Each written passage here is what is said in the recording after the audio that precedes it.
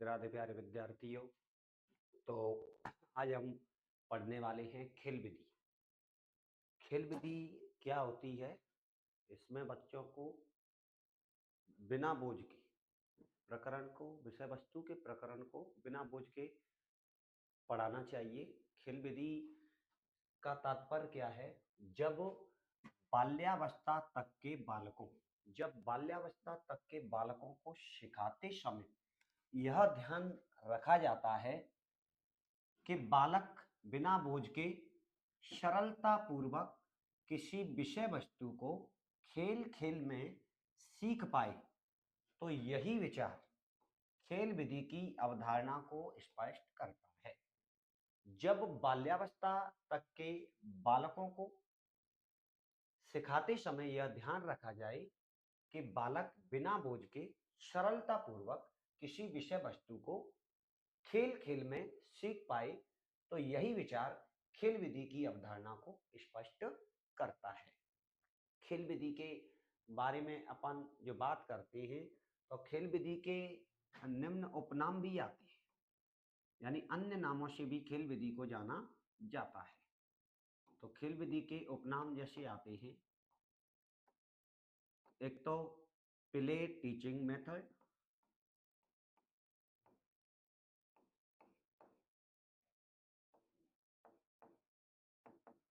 Play teaching method,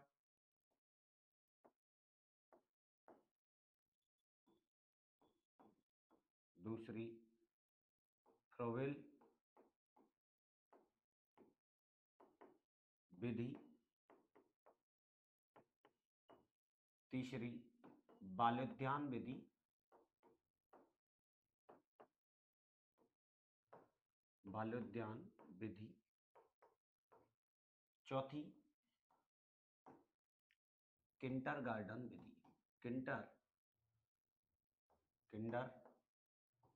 गार्टन विधि, kindergarten विधि। तो जब बाल्यावस्था तक के बालकों को सिखाते समय यह ध्यान रखा जाए कि बालक बिना बोझ के यह ध्यान रखा जाता है कि बालक बिना बोझ के सरलता पूर्वक किसी विषय वस्तु को खेल खेल में सीख पाए, तो यही विचार खेल विधि की अवधारणा को स्पष्ट करता है। खेल विधि के उपनाम प्ले टीचिंग मेथड, फ्रोवेल विधि, बालोद्यान विधि, किंडरगार्टन विधि। बात करते हैं अगली हम खेल विधि से संबंधित। तो खेल विधि के बारे में जैसे बात ये की जाती है, खेल विधि का प्रवर्तक माना जाता है। खेल विधि का प्रवर्तक, खेल विधि का प्रवर्तक फ्रेडरिक आर्गेस्ट, फ्रेडरिक आर्गेस्ट फ्रोवेल को माना जाता है। फ्रेडरिक आर्गेस्ट फ्रोवेल को माना जाता है। जर्मनी के मनोवैज्ञानिक थे, ये जर्मनी के शिक्षक थे। खेल विधि के जो प्रवर्तक माने जाते हैं फ्रेडरिक आर्गेस्ट फ्रोवेल, जर्मनी। बात की जाती है आधुनिक शिक्षण प्रणाली में खोजकर्ता, आधुनिक शिक्षा प्रणाली में खोजकर्ता, आधुनिक शिक्षण प्रणाली में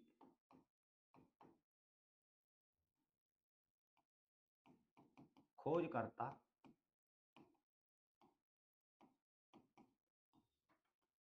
हेनरी कोल्डवेल कुक को माना जाता है। हेनरी कोल्डवेल कुक को माना जाता है। 1937 में प्लेबे पुस्तक में इन्होंने आधुनिक शिक्षण प्रणाली में खेल विधि की खोज की थी, खेल विधि का प्रयोग किया था। और हेनरी कोल्डवेल को माना जाता है इंग्लैंड का शिक्षक। ये कहाँ के थे? इंग्लैंड के थे। हेनरी कोल्डवेल कुक इंग्लैंड के थे, इंग्लैंड, ये इंग्लैंड के थे। हेनरी कोल्डवेल कुक के द्वारा ही बताया जाता है, ऐसी एक कहावत है। इन्होंने जो स्टेटमेंट दिया है कि सर्वप्रथम इंग्लैंड के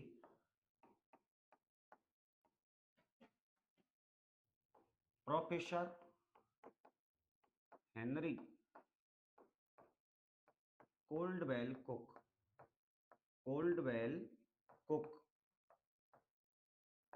ने कहा कि बच्चा या छात्र या बालक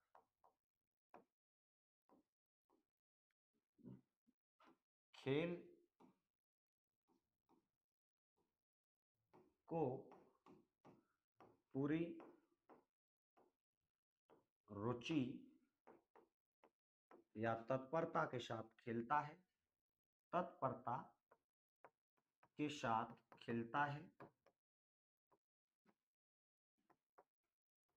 है और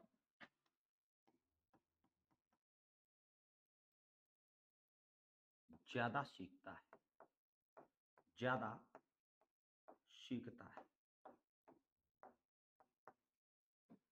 खेल विधि के प्रवर्तक फ्रेडरिक ऑगस्ट फ्रोबेल को माना जाता है, जो जर्मनी के थे। आधुनिक शिक्षण प्रणाली में प्रयोगकर्ता वो खोजकर्ता माना जाता है हेनरी कोल्डवेल को 1937 में दी प्लेबे पुस्तक में इन्होंने आधुनिक शिक्षण प्रणाली में खेल विधि का प्रयोग किया था, खेल विधि को खोजा था, और ये इंग्लैंड के थे। सर्वप्रथम इंग्लैंड की प्रोफेसर हेनरी कोल्डवेल कुक ने कहा कि बालक खेल को पूरी रुचि से तत्परता के साथ खेलता है और ज्यादा सीखता है। अब इस विधि में अपन जैसी बात करते हैं, तो सबसे पहले जैसी बात करते हैं अपन खेल विधि में फ्रोबेल विधि।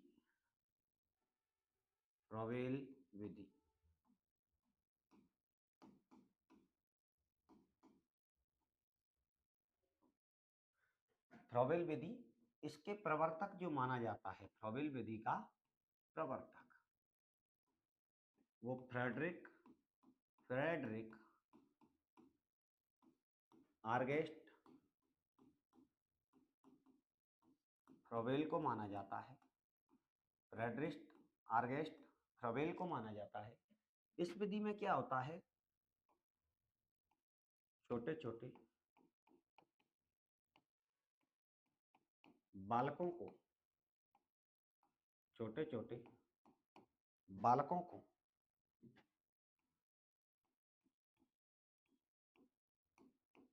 खेल खेल में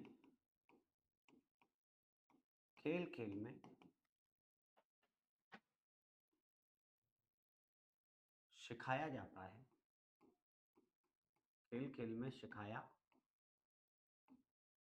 है।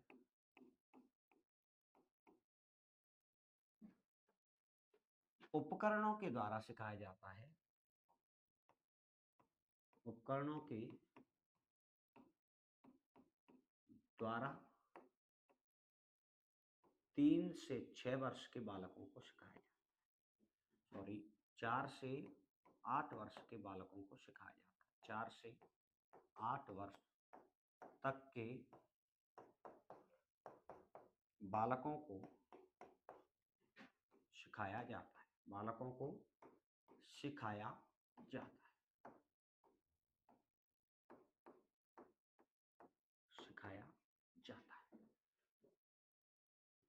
फ्रेडरिक फ्रोबेल विधि में बात करते हैं, इसके प्रवर्तक फ्रेडरिक ऑगस्ट फ्रोबेल को माना जाता है। ये छोटे छोटे बालकों को खेल खेल में सिखाया जाता है। इस विधि के द्वारा उपकरणों के द्वारा सिखाया जाता है। 4 से 8 वर्ष तक के बालकों को सिखाया जाता है। तो ये वाली विधि फ्रोबेल विधि है। ये विधि कक्षा 4 से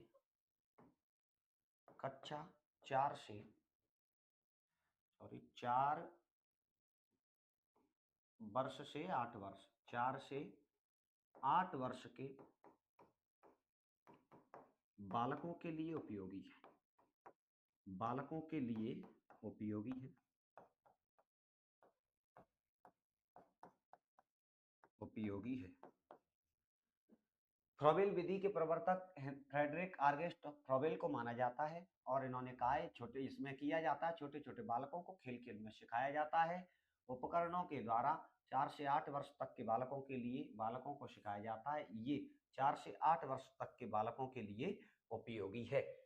अब फ्रोबेल महोदय का जो कहना है, तो फ्रोबेल महोदय का क्या कहना है, तो देखो फ्रोबेल महोदय खेल विधि के बारे में क्या कहते हैं। फ्रोबेल महोदय, फ्रोबेल महोदय, तो फ्रोबेल महोदय ने यहाँ छात्र को या बालक को कहा है बालक के बारे में कि बालक एक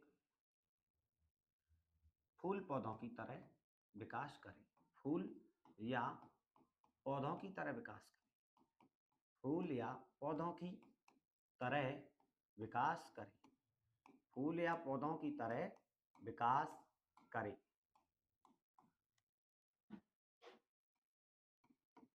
शिक्षक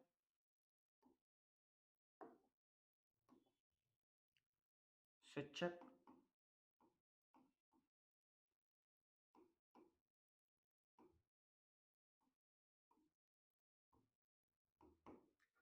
शिक्षक एक माली की तरह, माली की तरह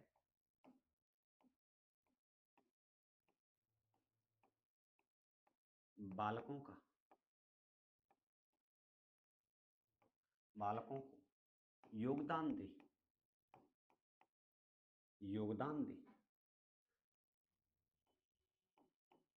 योगदान दे। विद्यालय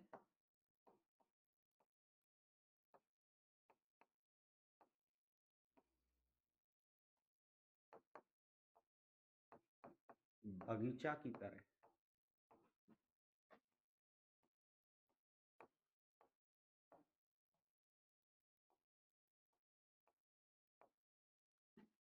विद्यालय बगीचा की तरह हरा भरा रहे।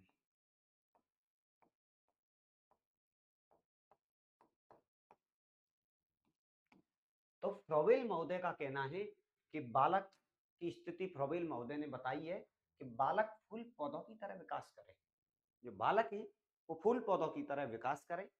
शिक्षक है तो शिक्षक की भूमिका उस तरह की होती है, माली की तरह होती है। तो शिक्षक माली की तरह बालकों को योगदान दे।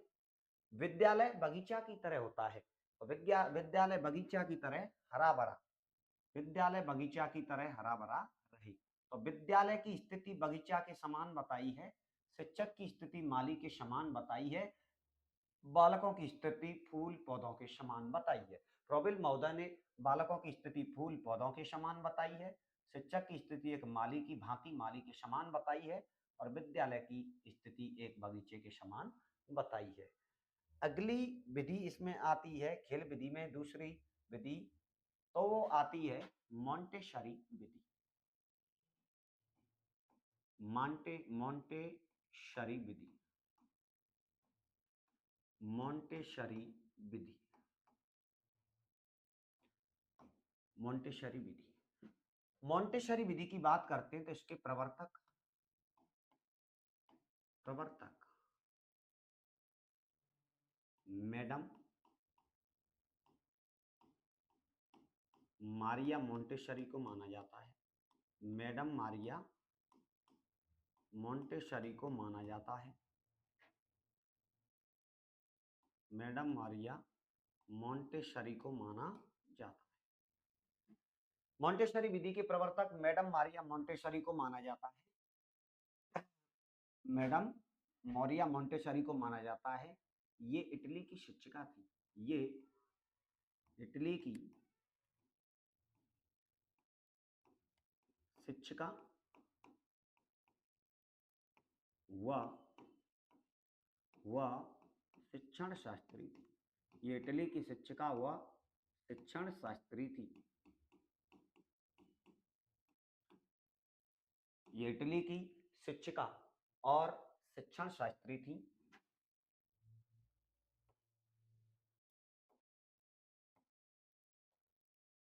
ये विधि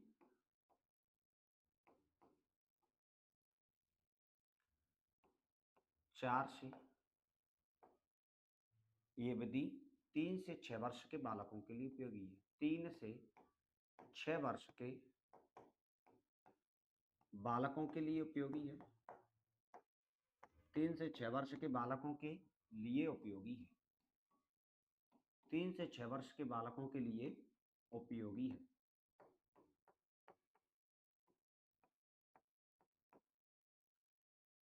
इस विधि में बात करते हैं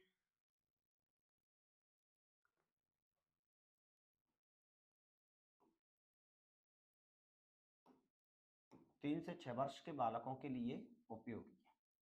इस विधि में मैडम मौर्य मोंटेसरी का कहना है कि बालकों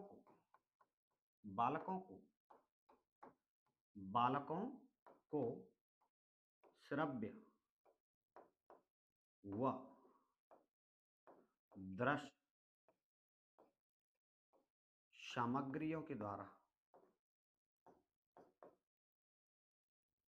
श्रव्य और दृश्य सामग्रियों से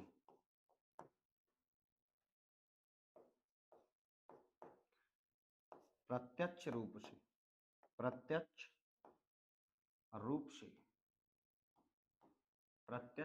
से सिखाया जाता है।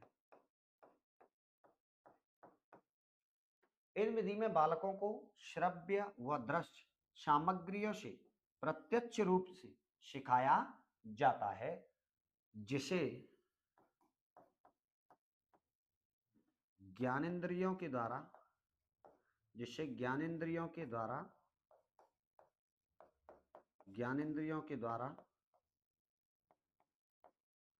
सीखने का प्रवेश द्वार कहा है। ज्ञानेंद्रियों के द्वारा सीखने का प्रवेश द्वार कहा है।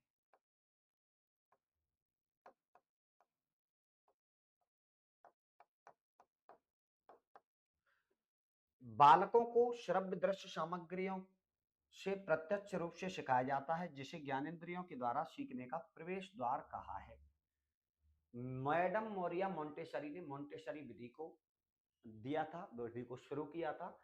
तो मैडम मौर्य मोंटेसरी को इस विधि का प्रवर्तक माना जाता है। ये इटली की शिक्षिका व शिक्षण शास्त्री थी। ये विधि 3 से 6 वर्ष के बालकों के लिए उपयोगी है। इस विधि में बालकों को श्रव्य व दृश्य सामग्रियों से प्रत्यक्ष रूप से सिखाया जाता है, जिसे ज्ञानेंद्रियों के द्वारा सीखने का प्रवेश द्वार कहा जाता है। जिसे ज्ञानेंद्रियों के द्वारा सीखने का प्रवेश द्वार कहा जाता है। अर्थात इसमें बालक प्रत्यक्ष रूप से सीखता है। इस विधि में बालक प्रत्यक्ष रूप से सीखता है। इस विधि में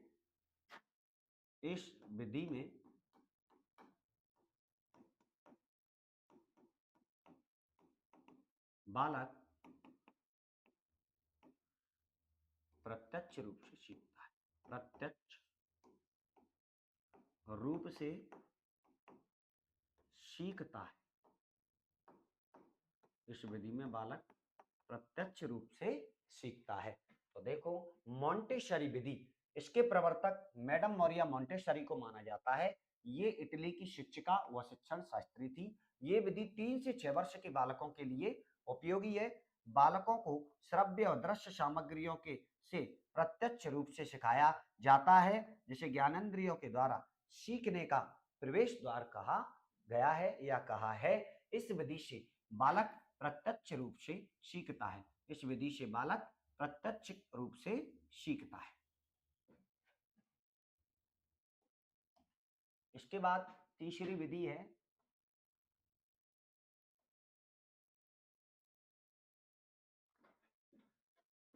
तीसरी विधि की हम जो बात करते हैं, तीसरी विधि है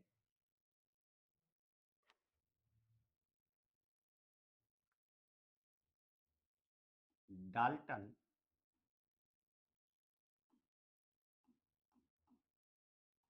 पिलेवे पद्धति, डाल्टन पिले पद्धति,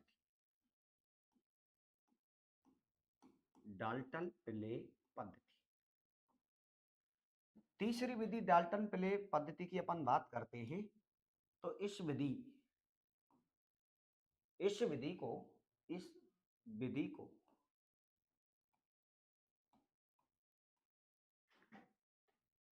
डाल्टन नामक स्थान पर, इस विधि को अमेरिका के डाल्टन नामक स्थान पर, अमेरिका के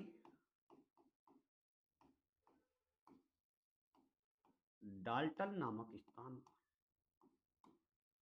डाल्टन नामक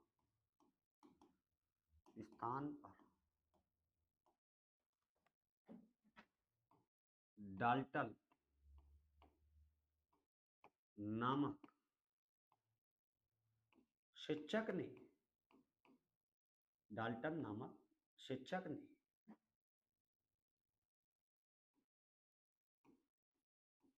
अपनी सहयोगी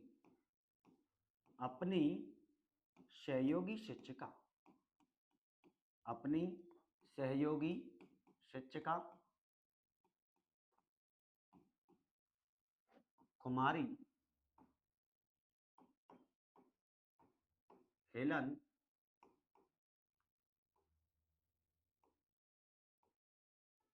पार्कहर्स्टन, कुमारी हेलन पार्कहर्स्टन के सहयोग से विकसित किया, सहयोग से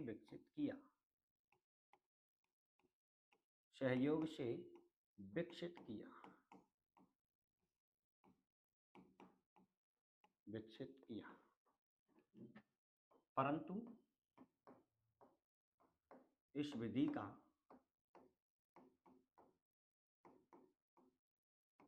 वास्तविक जनक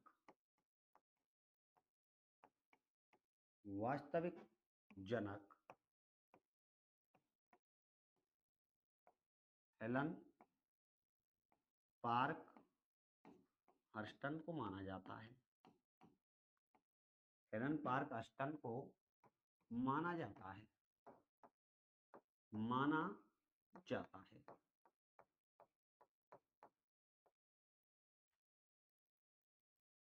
जाता है।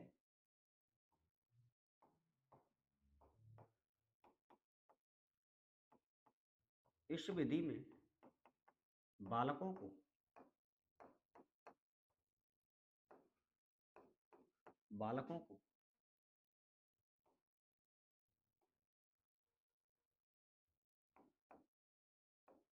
पाठ्यक्रम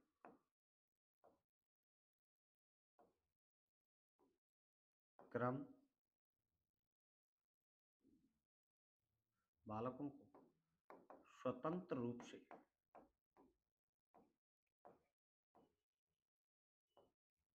पढ़ने के लिए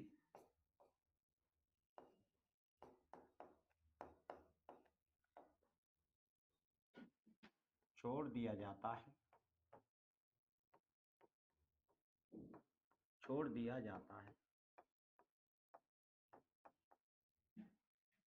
वह स्वेच्छा से जिसे पढ़े उसे पढ़ते रहना चाहिए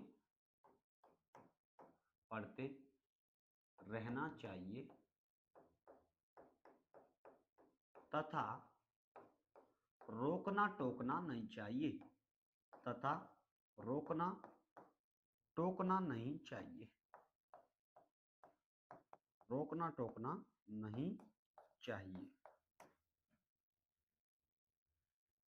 पाठ्यक्रम के अलावा भी पढ़ सकता है, पाठ्यक्रम के अलावा भी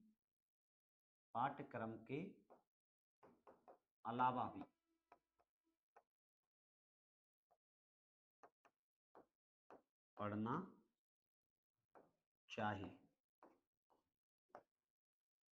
तो डाल्टन पिले पद्धति की बात करते हैं तो इस विधि को अमेरिका के डाल्टन नामक स्थान पर डाल्टन नामक शिक्षक ने अपनी सहयोगी शिक्षिका कुमारी हेलन पार्क हस्टन के सहयोग से विकसित किया, परंतु इस विधि का वास्तविक जनक हेलन पार्क हस्टन को ही माना जाता है। इस विधि में बालकों को स्वतंत्र रूप से पढ़ने के लिए छोड़ दिया जाता है। वह स्वेच्छा से जिसे पढ़े उसे पढ़ते रहना चाहिए तथा रोकना टोकना नहीं चाहिए। पाठ्यक्रम के अलावा भी पढ़ना चाहिए, उसे पढ़ते रहना चाहिए। तो देखो, डाल्टन डाल्टन प्ले पद्धति डाल्टन प्ले पद्धति की अपन बात करते हैं तो डाल्टन प्ले पद्धति क्या होती है और ये किसने विकसित की थी और कहां पर की थी। डाल्टन प्ले पद्धति अमेरिका में एक स्थान का नाम है, एक शहर है जिसका नाम है डाल्टन। तो डाल्टन शहर के नाम पर इसका डाल्टन, और जिसने प्रयोग किया, शुरुआत की इस विधि की, उस शिक्षक का भी नाम डाल्टन था। तो ये विधि अमेरिका के शहर डाल्टन पर विकसित की गई और डाल्टन नामक शिक्षक ने शुरुआत की और अपनी सहयोगी शिक्षिका कुमारी हेलन पार्क हस्टन के सहयोग से विकसित की, परंतु इस विधि का जनक, वास्तविक जनक माना जाता है वो कुमारी हेलन पार्क हस्टन को माना जाता है। इस विधि में होता क्या है, बालक पढ़ रहा है, पाठ्यक्रम में क्या है, पाठ्यक्रम में है उससे अलग भी वह पढ़ रहा है, उसे पढ़ते रहना चाहिए, पढ़ते रहने देना चाहिए, उसे रोकना टोकना नहीं चाहिए। पाठ्यक्रम के अलावा भी वह स्वाध्याय कर रहा है तो उसे स्वाध्याय करते रहना चाहिए, उसको रोकना टोकना नहीं चाहिए। ये विधि कौन सी है, ये विधि है डाल्टन प्ले पद्धति। डाल्टन प्ले पद्धति, इसके द्वारा और बच्चों को उपकरणों के द्वारा सिखाना चाहिए।